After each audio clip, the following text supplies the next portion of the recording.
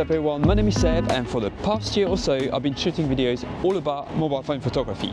But if you're new around here, I've been rocking the Xiaomi 14 Ultra, which I'm using to record this video as my daily shooter. Very recently I moved from Norwich to the city of Manchester, and let me tell you, it's an absolute goldmine when it comes down to photography. But this year I really want to concentrate to, well, going back to the basics, if that makes sense. I want to leave behind the comparisons and the side-by-side with devices, you know. I'll just leave that to the tech YouTubers, you know. My main statement for Upside Lens this year is to really concentrate again on the basics, photography and the passion of it. And I just want to make it my mission to let people know that all they need to start photography or to enjoy the hobby is what they've got in their phone, in their pocket. The phone, their phone. So don't let anyone tell you that you need expensive cameras, expensive lenses to start photography, because you don't. Right, so let's get down to it. I'm now going to switch over to my action cam so you guys will be able to see what I'm seeing through my eyes and what I'm going for in terms of composition, in terms of framing, and yeah, so let's get down to it.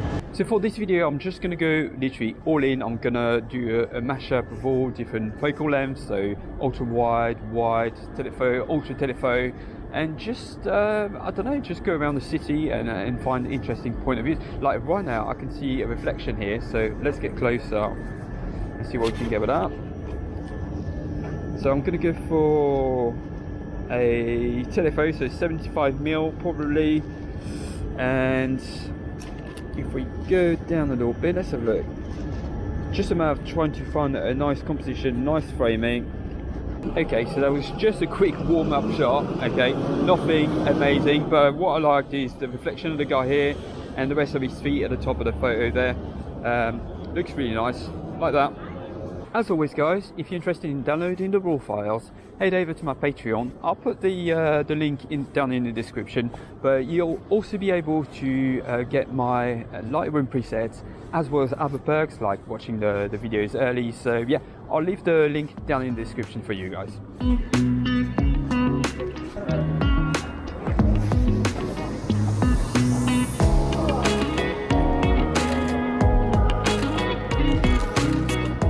But remember guys, Manchester is still very new to me. I literally moved here about what, a month and a half ago. So I still don't know, I haven't got a clue where I'm going. I'm literally discovering everything as I go with you guys. So if you're from around here, if you're from Manchester, or if you know Manchester really well, hit me up, let me know in the comments. Or you know, if you want to meet up and do a bit of photography, let me know. I'll be all up for that. So as I was walking along the street, I found this little street corner here. And it's really interesting because the sun, where the sun is casting some really long shadows. So I'm going to try to do a ultra zoom, ultra telephoto on there. It's actually quite challenging to get the photo because trams keep going past. So trams, buses. So yeah, I've been here for a good 5 minutes now. I'm trying to find someone interesting walking past, but at least they're shadows sort of thing. So I don't know, we'll see how long I'm staying here for. So I was in that corner for way too long. I mean, I've got probably about 20-30 shots, so I'll have to decide which one's the best, but you guys obviously will see it on the screen. Now, since I'm fortunate enough to be shooting on an actual sunny day, believe me, those are rare, I thought I'd make the most of it. And because we've seen the sun is casting some long shadows, I thought let's get on top like some top-down views, and the best place to shoot from the top is car parks. So I'm going to try to find a car park, get right to the top and do some kind of top-down shots. Right, target acquired, Arndale car park. So I'm going to try to find a way inside the car park, get to the top and see what shots we can get from there. Right, so I managed to make my way to the top. So now, wow, empty. Let's see if we can find anything worth shooting. Well guys, if you happen to have a nice car, if you know someone who's got a proper decent like sporty car or whatever, just get in touch, especially if you like from here, from Manchester or around Manchester area. do get in touch, because this would make the perfect place to shoot a car. Look at the lights, look at the shadows, look at the view behind it. Wow, awesome views. And indeed, we got ourselves the perfect spot for long shadows. Look at that. I don't know if you guys can see. I really think I hit the jackpot with this car park. Look at that. Not only I get some long shadows over there, but look at that spiral there.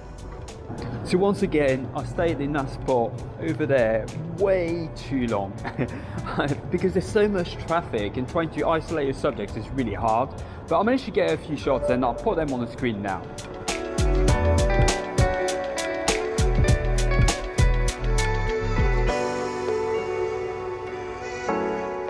So when taking shots like these, very contrasty, the secret really is to lock your ISO and play with your shutter speed until you get the right exposure, because you really need to nail it down, otherwise the camera will try to expose for what it thinks is right, but 9 times out of 10 it'll be wrong.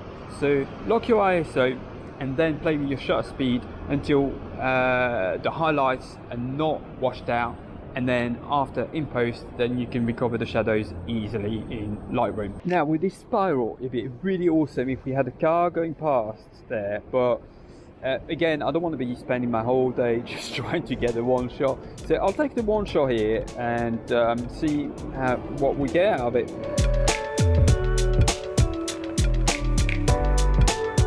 Car parks are way underrated. I mean, if you guys live nearby a high-rise car park, give it a go. Experiment.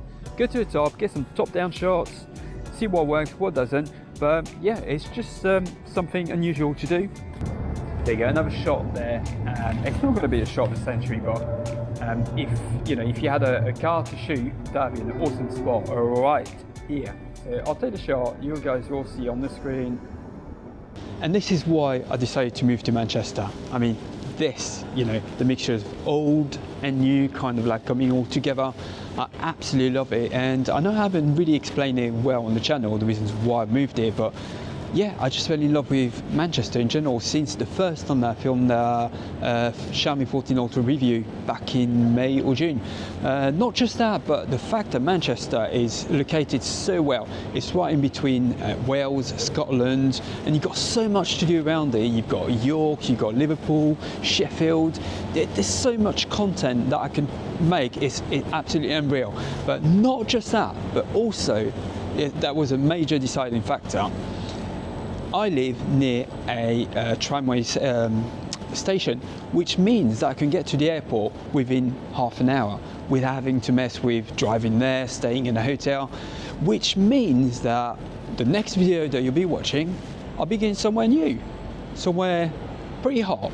So I'm back down to ground level now, just in front of the Arndale shopping centre. But I found this spot here. I took a couple of photos here. I'll put the photos on the screen. But then look at the light on this building there. So I'm going to take probably a wide shot here, and let's have a look.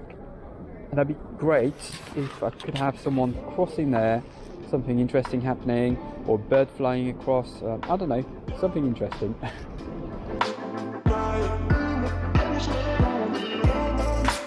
Right, so I'm just off St. Peter's Square, and look how beautiful this natural light is. Look at the building. So right now, it's all about making use of that beautiful light, the long shadows coming towards us, and I'm going to try to find a good subject and frame it and take the shot.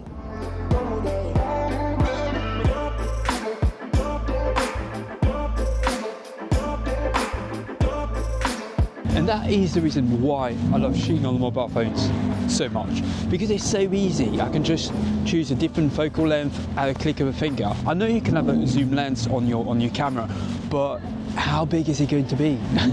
Let's face it, it's so easy. You can have your phone in your pocket, you can choose different focal lengths, you can add filters, literally at a click of a finger. So much easier than having to mess about with a proper camera.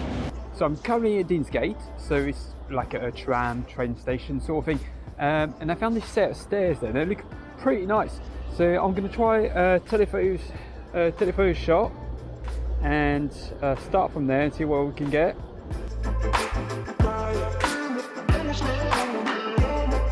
Nice, so I got a couple of good shots here. Now what I want to try to do is try to isolate the stairs and make it look like it's kind of like shooting up in the sky. So I don't know how I'm going to achieve that, but because they look like they're floating sort of thing, so that would be really nice if I could achieve that. Let's see what we can do.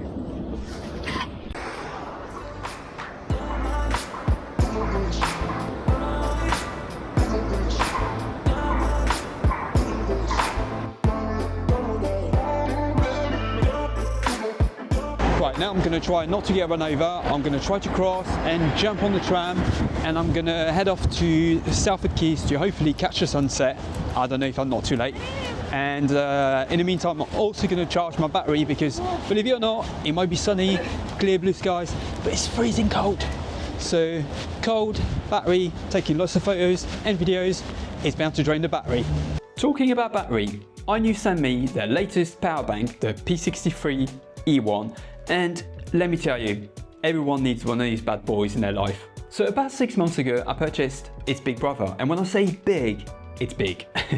The new one is about half the size, but, and that's where it gets crazy, they both have the same specs and battery size. What black magic is this? The new P63E1 rocks a massive 25,000 mAh battery, 100 watts fast charging, 2 USB-C and 1 USB 3 port to connect all your devices. And when it's time to recharge it, connect it to a 65 watt fast charger, and in about 2 hours you're gone from 0 to 100 again. To top it all off, it comes in a range of colors, so you don't have to settle for a boring black. You can just go for a bright orange one just like mine, and you'll never struggle again to find it in your backpack. So if you are interested, I'll leave all the details and the links down in the description. And now, back to the video. Right, so we're now back to some acceptable levels of charge. I'm on 73%, so that should do us for the rest of the day now. And now I'm just trying to find the best spot to capture the sunset, because remember, I've only just moved to Manchester, so I'm not too sure where the best spots are. So I'm just going to go and kind of venture out, see if I can find a good spot, and then I'll show you guys. So if you guys can see what I can see, I'm pretty sure this is going to be the spot. Right, so I've just set up the tripod, popped the ND filter on, and now the main thing that you got to remember is to make sure that you put a timer, because as soon as you press the shutter button, you might introduce a bit of a movement, a bit of blur. So always handy to put, I don't know, about 3 seconds, 2-3 seconds timer, just in case, to so your shot is still sharp. Then after that, it's just a matter of kind of a try on error. Just do a few shots to see what the light is like and see what happens. So currently I'm on ISO 50, and I'm going to set the shutter speed to about, let's have a look. Let's start with 2 seconds and see where that takes us.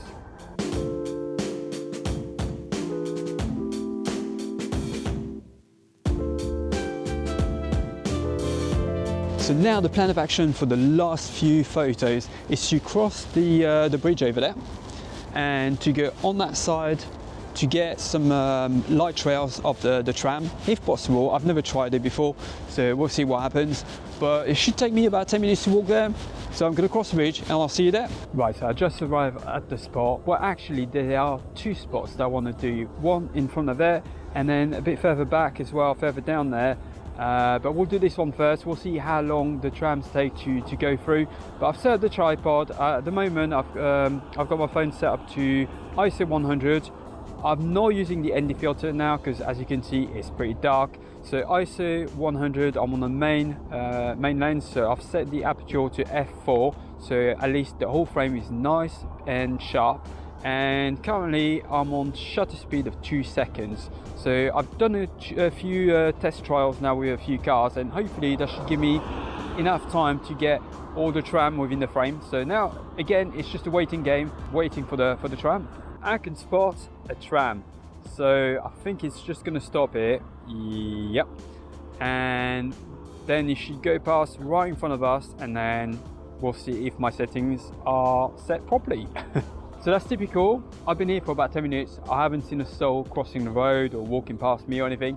Now the tram gets here and there's obviously someone trying to cross the road. Typical. Now, having said that, I've got a couple of shots.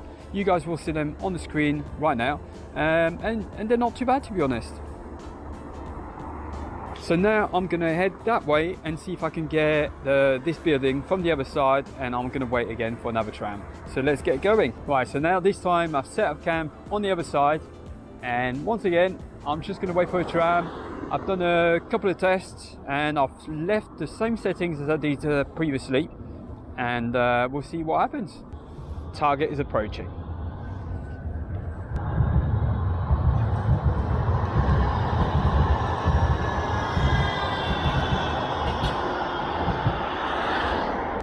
Well guys, persistence paid off.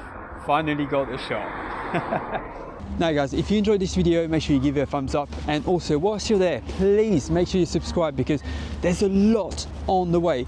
And like I said earlier, I will be getting on the plane and go to a hot country to do a bit of photography. So if you're interested in seeing that, make sure you subscribe to the channel. But until then, thanks for watching, take care, and I'll see you all in the next one.